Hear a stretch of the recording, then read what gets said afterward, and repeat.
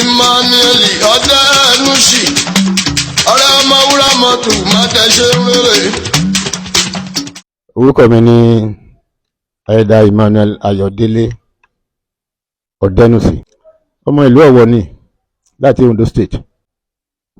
Òyìnbó E.M.I àbí ìyẹn gúnlẹ̀. Appellation name tí Ayinla fún mi nìyẹn.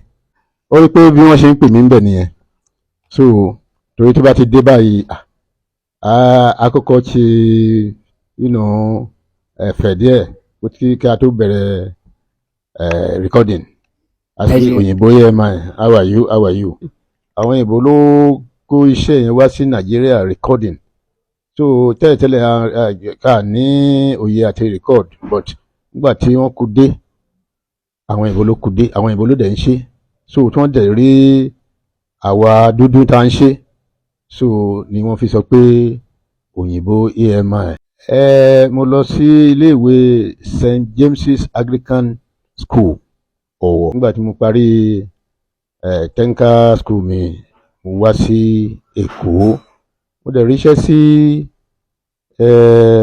E.M.I. Though mo ti ṣiṣẹ́ few months ní Philips kí n tó wá sí E.M.I. Ok, Philips yẹn náà wọ́n náà rìkọ́dù orin fáwọn olórin ni àbí irúṣẹ́ làwọn ṣe? Dáadáa, wọ́n rìkọ́dù dáadáa. Ọdún 1968. 1968. Bẹ́ẹ̀ni. Iṣẹ́ wo ni ẹ kọ́kọ́ ń ṣe tẹ́lẹ̀ kí ó tó di wípé ẹ lọ darapọ̀ mọ́ E.M.I record? Iṣẹ́ náà ní ìgbà tí mo kúrò ní school tí mo join ní Philips àti E.M.I iṣẹ́ kan náà ni wọ́n ń ṣe. So from Philips to E.M.I, so the same recording náà la ń ṣe. Ọmọ ọdún mélòó lẹ wà nígbà náà lọ́hùn sá? 27 years ni mí. Àwọn wo ni ẹ bá ní E.M.I nígbà náà lọ́hùn nígbà tí ẹ̀yin máa fi dé inú E.M.I gbà ẹ̀? Ǹjẹ́ ẹ lè bá wa rántí orúkọ wọn tẹ́ ẹ bá tí wọ́n ń ṣiṣẹ́ nígbà náà lọ́hùn? Ọ̀gá mi Mr. S.K. Ariyo, àwọn ni studio manager ń gbà yẹn.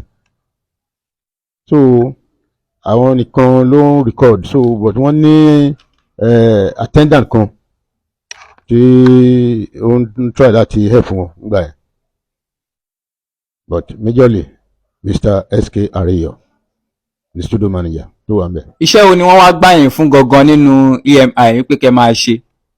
Iṣẹ́ recording náà ni mo wà ní under studio manager tí mo assist wọn láti record wọn tí young person, àwọn young tó ń bá ti jáde ní school wọn láti wáṣẹ́. So iṣẹ́ tó bá rí tó bá wù ẹ́ láti ṣe, you do it. ṣé yẹn sì now nígbà mo débẹ̀ tí mo rí pé recording ni, so I was fascinated, so mo dẹ̀ gba iṣẹ́ yẹn. Ọ̀dà, nígbà tí ẹ darapọ̀ mọ́ inú rẹ́kọ̀dù E.M.I gbáná lọ, ǹjẹ́ ẹ rántí orúkọ olórin tí ẹ kọ́kọ́ rìkọ́dù orin fún gbàrà tí ẹ débẹ̀? Tí a kọ́kọ́ rìkọ́dù fún gbàrà ìgbà yẹn Mr. S.K. Ariyo àwọn ni ọ̀gá tó ń rìkọ́dù ń bẹ̀, mo assist wọn gbà yẹn ni. So olórin tí mo bá wọn tí wọ́n kọ́kọ́ rìkọ́dù nígbà yẹn òun ni S.K. Baba Waide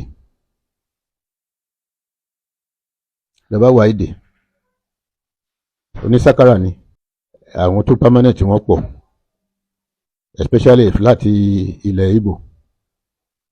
Àwọn pickups, àwọn one world high grades. So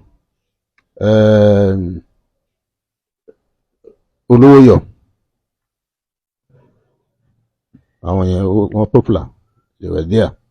Ẹ jọ̀ọ́, ṣé Ayinla Omowura wọ́n ti ń rìkọ́dù orin nínú E.M.I kó tó di wípé ẹ̀yin débẹ̀ ní àbí lẹ́yìn ìgbà tí ẹ̀yin débẹ̀ ni Ayinla Omowura náà dé E.M.I? Mo débẹ̀ ní 68, Ayinla Omowura débẹ̀ ní 70. Tẹ́wọ̀n pé wọ́n bá mi ń bẹ̀ ni. Ok, tí yẹn túmọ̀ sí wípé 1970 ni Ayinla Omowura bẹ̀rẹ̀ sí ní rẹ́kọ̀dù orin nínú E.M.I. Bẹ́ẹ̀ni. Kí ni ẹ lè bá wa sọ nípa Alhaji Ayinla Omowura àti wípé ìbáṣepọ̀ wo ló wà láàárín ẹ̀yin àti wọn? Ayinla Omowura jẹ́ ẹni tó nífẹ̀ẹ́ èèyàn, ó lawọ́ ó dẹ̀ ń báyàn ṣeré dáadáa. Now kò discriminate pé bóyá ìwọ jẹ́ ọmọ kékeré àbí ìwọ jẹ́ òun ṣe Yorùbá àbí nǹkan kan, no, kò discriminate rárá àtọ̀. tó bá rí Igbo afẹ́ abaṣeré, tó bá rí Hausa abaṣeré, tí o bá tẹ̀ fẹ́ ní I go speak Hausa, máa sọ Hausa, máa sọ ọkọ̀ máa ṣẹ̀fẹ̀ náà ni. Ẹ jọ àwọn nǹkan wo ló ṣẹlẹ̀ lójú yín nígbà náà lọ́hùn nípa Ayinla Omowura tí ẹ lè bá wa sọ ní ṣókí? Ayinla Omowura, in fact, tó bá ń record, ó máa ń serious pẹ̀lú recording, very very serious with the recording. Àti pàápàá kí ó tó wá sí studio, wọ́n ti rehearse dáadáa, especially with Alhaji Taoreed Adedigba tó jẹ́ studio manager ń gbà yẹn.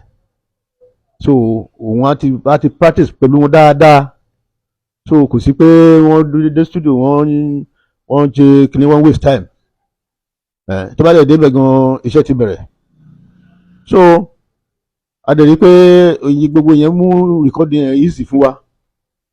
Torí ìgbà yẹn 2 tracks stereo recording là ń record, so a dẹ̀ ń record fine. Ǹjẹ́ aáwọ̀ kan ti ṣẹlẹ̀ láàrin Ayinla àti àwọn elégbé ẹ̀rí nígbà tí wọ́n dénú studio láti rìkọ́dù tó jẹ́ pé ó wá fà á tí wọ́n fi lè rìkọ́dù orin gbà náà lọ? Ayinla Omowura àti elégbé wọn ní aáwọ̀ tó lè warrant pé kó má rìkọ́dù níjọ́ yẹn. Ṣé wọn pé aáwọ̀ tó lè warrant pé kó má rìkọ́dù is a serious something. So kò sí nǹkan tó ń jẹ́ bẹ́ẹ̀, irú bẹ́ẹ̀ ò ṣẹlẹ̀ rí. Ẹ ṣeun. Ǹjẹ́ a ti fìgbà kan rí tí Ayinla Omowura dé studio láti rìkọ́dù orin ṣùgbọ́n pàbó ló já sí lọ́jọ́ náà lọ́hùn, bóyá nǹkan kan ṣẹlẹ̀ ní o nínú studio gbà yẹn tó jẹ́ pé Ayinla Omowura ò lè rìkọ́dù orin jọ yẹn wọ́n padà sílé? Kò sí time tí irú bẹ́ẹ̀ ṣẹlẹ̀. So tí wàá ti wá record straight ni. Nǹkan tó ṣẹlẹ̀ ni pé tí Ayinla tí wọ́n máa record in the first place, a ti múra ìsílẹ̀, a dẹ̀ ti record, a ti rehearse dáadáa, a ti practice dáadáa. Tó bá dẹ̀ dé studio, a kọ́kọ́ bá wa ṣeré, so a bá kọ́kọ́ bá wa ṣẹ̀fẹ̀, mo ti gbé orin dé o, mo fẹ́ record o, Emmanuel record mi dáadáa o, èmi ni yóò, so record mi àwọn ẹ̀kọ́ máa wọ̀rẹ̀, kúkú trust, only yes I trust. So tó bá ti bẹ̀rẹ̀ recording, àti o ti mọ̀ pé iṣẹ́ nìyẹn. Now tá bá ń record, a fẹ́ kí anybody kó interference kò dára rárá ní studio. So a máa ń tilẹ̀kùn àwọn tó lè wà ní studio ní studio manager, whether the managing director or the general manager. Kì í dẹ̀ ṣe pé wọ́n wà ń bẹ̀ títí, they just pop in and see us and then went away again. So now tí wọ́n bá ti record tán, òun á fara balẹ̀, á gbọ́ gbogbo ẹ̀ from beginning to the end. Tó bá gbọ́ yẹn tán, a tún lọ record the second side. Tó bá record ẹ̀ tán, tó bá tún bẹ́ẹ̀ ló ṣe máa fara balẹ̀ tó máa gbọ́. Tó bá ti gbọ́ tán, when we are satisfied, so òun náà wà satisfied. Adẹ̀wà pọ́n àwọn elégbé wọn dáadáa. Ó ní àwọn elégbé mi, they are good, this and that, this and so a tún mórí wọn wú. So bẹ́ẹ̀ ló ti máa tún sọ sí àwọn engineers ṣé yín sìn. So gbogbo nǹkan bẹ́ẹ̀ yẹn ó máa mú inú yàn dùn láti bá irú ẹni bẹ́ẹ̀ ṣiṣẹ́, because tó bá ti ń bọ̀ àti mọ̀ pé ẹni tó máa mú inú wa dùn ni ó ń bọ̀ yẹn. So bí òṣèré yẹn. Ẹ ṣeun gidi gan ni sà, tí ẹ túmọ̀ sí wípé ẹni tí ó bá ti ń bá wa ṣiṣẹ́ a gbọ́dọ̀ máa yin òun náà kí orí ẹ̀ lè máa wú láti máa bá wa ṣiṣẹ́ dáadáa. That's right. Yes. Ayinla Omowura. Yes. Ẹ ṣeun gidi gan ni sà, gẹ́gẹ́ bí ẹ ṣe sọ lẹ́ẹ̀kan wípé tí ẹ bá ti rìkọ́ọ̀dù orin Alhaji Ayinla Omowura tán, wọ́n máa jókòó, wọ́n á gbọ́ látòkè délẹ̀ bóyá mistake wà láàrin ẹ̀. Ẹ jọ̀ọ́ tí Ayinla Omowura bá wá rí pé àwọn ṣe mistake láàrin ẹ̀, kí lẹ máa ṣe sà? Okay, for example, now tó bá ń record àwa tó jẹ́ pé a wà ń bí, táwa ní control room pẹ̀lú artist manager. So àwa náà àti listing dáadáa. Tí mistake bá wà tó wà grievous, à stop wọn, wọ́n á tún bẹ̀rẹ̀. ṣé yẹn sìn á ṣàlàyé pé àwọn náà á ti mọ̀ pé mistake wà. Táwọn náà bá ṣe mistake lọ́hùn tí wọ́n bá mọ̀ wọ́n pé sorry ẹjọ́ má bínú, ẹ jẹ́ ká tún bẹ̀rẹ̀. So tí wọ́n bá ti ṣe gbogbo eléyìí, tí wọ́n bá ti record délẹ̀, wọ́n ti mọ̀ pé àwa náà ti sanction yẹn, àwọn náà ti sanction lọ́hùn. So kò sí pé wọ́n tún gbọ́ pé bóyá mistake wà. Ǹjẹ́ ẹ lè bá wa rántí volume kan tàbí méjì tó jẹ́ pé Alhaja Ayinla Omowura wọ́n ṣe mistake bẹ́ẹ̀ dáadáa tó jẹ́ pé ó fẹ́ mú wàhálà díẹ̀ wá kó tó di pé wọ́n gẹ̀ẹ́tì àárín yẹn? Ṣé lè bá wa rántí rẹ́kọ̀dù yẹn sà? Pé wọ́n gẹ̀ẹ́tì àárín yẹn, wọ́n ṣe mistake, wọ́n gẹ̀ẹ́tì àárín yẹn. So a ní mistake tí wọ́n bá ti ṣe ní studio lọ́hùn àbí ní control room yín bí, àti stop wọn. So anyway by recording kò sí kí artist kó má ṣe mistake. Tí mistake yẹn bá wà grievous, kò sẹ́ni tó máa mọ̀, torí engineer àti artist yẹn ló lè mọ̀. Even gan artist lè má mọ̀ kí engineer mọ̀, tàbí kí engineer má mọ̀ kó jẹ́ pé artist ló mọ̀ pé torí pé ó bóyá ó kọ orúkọ kan tó máa dá, òun ò dá sí. So irú yẹn lè ṣẹlẹ̀, but a sọ pé wọ́n máa dákọ̀ yẹn sí record mi. So bó ṣe rí nìyẹn. Ǹjẹ́ ẹ ti fìgbà kan rìkọ́ọ̀dù orin rí tó jẹ́ pé àwọn olórin wọn ti kọrin lọ délẹ̀, ẹ wá rí wípé ẹ gbàgbé láti tàn kankan, bí ẹ gbàgbé láti sẹ́ẹ̀tì kankan nínú orin yẹn tó jẹ́ pé ńgbà tó máa ní kẹ́ play orin yẹn kò sórin bẹ́ẹ̀ ara sà? Sorry, kí ká tó bẹ̀rẹ̀ recording, I like to test all the machine. I like to set all the frequencies on the machine with test tape. So gbogbo nǹkan tí test tape bá ti mú jáde, we adjust everything to the normal level, to the normal frequency. So with this, kò sí pé a record pé kò sórí ń bẹ̀. Torí kí ni tá bá ń recording tí a ń record tó ń jáde nínú tape la máa listen sí, la máa gbọ́. Èyí tó ń wọnú tape, but èyí tó ń jáde nínú tape yẹn, ibẹ̀ yẹn gan la máa gbọ́, because aláti set ẹ̀ ká máa gbọ́ èyí tó ń jáde nínú tape.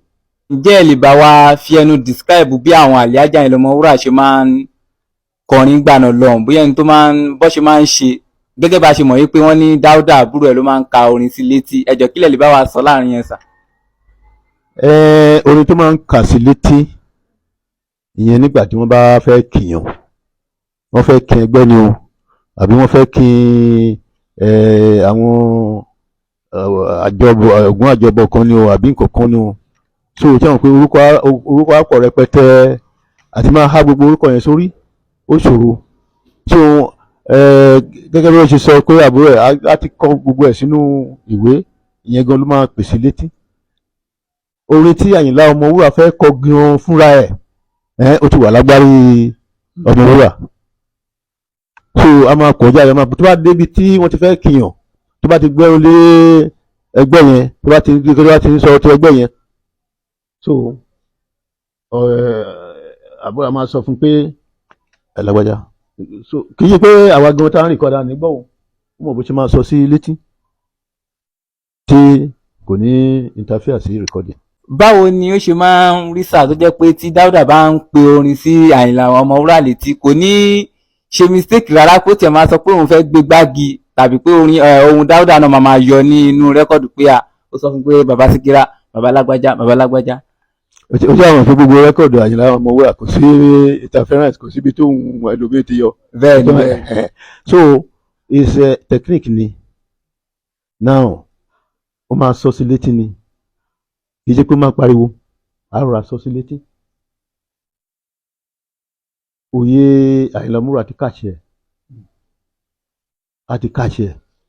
So kì í sọ pé no tó bá ti sọ sí létí wẹ́n àgbẹ̀ ibi gan àwọn tó bá ti sọ sí létí yẹn a ti wá rántí because ó ti practice ẹ̀ kó tó pé ó lè pé Àyìnlá ó ti mọ orúkọ surname tó tẹ̀lé àbí orúkọ kejì tó tẹ̀lé àbí kó sọ pé Múfú ó ti mọ orúkọ òmíì tó tẹ̀lé so ó yìí fún wọn.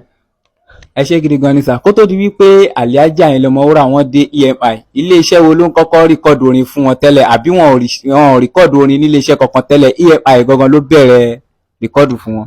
EMI ni gan ni wọ́n ti bẹ̀rẹ̀ rìkọ́dìn wọn ò rìkọ́dù rí níbòmíì. ok nínú ẹ̀yin òṣèlú wa nígbà tí Alhaja Ayinla Omowura tó ń kọrin lọ nígbà tí ó dé àárín kan ó dárúkọ yín ó ní Emmanuel Odenusi ká jìnnà séjò ta ò bá abẹ lórí o ikú tí ó pa ni á jìnnà sí ni anígilájè mo gbọ́ ẹjọ́ kí ló bí orin yẹn sà kí ló bí àárín yẹn ká jìnnà séjò ta ò bá abẹ lórí. ejò tá ò bá bẹ lórí tẹ́wọ̀n pé odò pọ̀ lágbárí Ọmọwúrà gbogbo rẹ́kọ̀dù ọ̀kan pátá dábàá ní ká máa fọ ní wẹ́wẹ́ ká máa là ní wẹ́wẹ́ títí odò ní so òwe ló fi pa ṣé wọ́n sìn òwe ló fi pa ká jìnnà sí ejò tá ò bẹ lórí ìwọ ó tún sọ fún èmi gan àtàwọn tó wà ńbẹ̀ àtàwọn tó máa gbọ́ pé take care o báyìí ni kò ṣe o báyìí ni kò ṣe o bó ṣe rí nìyẹn. ẹ ṣé gidi gan ni sà iléeṣẹ́ wo ló rìkọ́dù àwọn SP àjọ̀nú eléré tí EMI kó papọ̀ tí wọ́n sọ di volume 21. iléeṣẹ́ wa náà ni EMI náà ni iléeṣẹ́ wa náà ni. ó tó ọdún mélòó tí Alhaja Ayinla Omowura fi ń kọrin kó tó di wípé wọ́n dé EMI. ìyẹn àwọn tó súnmọ́ dáadáa tó ń bá ṣeré ńgbà yẹn ló lè mọ̀ yẹn ìgbà tí ó dé EMI mo lè rìkọ́dù. ok tí yẹn túmọ̀ sí wípé Alhaja Ayinla Omowura náà ti ń kọ àwọn orin kéékèèké bí kan náà kó tó di pé wọ́n bẹ̀rẹ̀ sí ní dé EMI. wọ́n ti ń kọrin wọn tí rìkọ́dù ńgbà yẹn bọ̀ tí ìgbà tó wọ́n rìkọ́dù ni wọ́n gbé wá sí EMI. ẹ ṣeun ẹjọ ọmọ olúbo ní Táórídì ọmọ Adédìgbà. ọmọ Abẹ́òkúta ni ọmọ Abẹ́òkúta. ẹjọ ǹjẹ́ a lè rí ìyàwó wọn àbí ọmọ wọn kan bá sọ̀rọ̀ sà. tẹ́lẹ̀ máa rí tẹ́lẹ̀ máa wà yẹn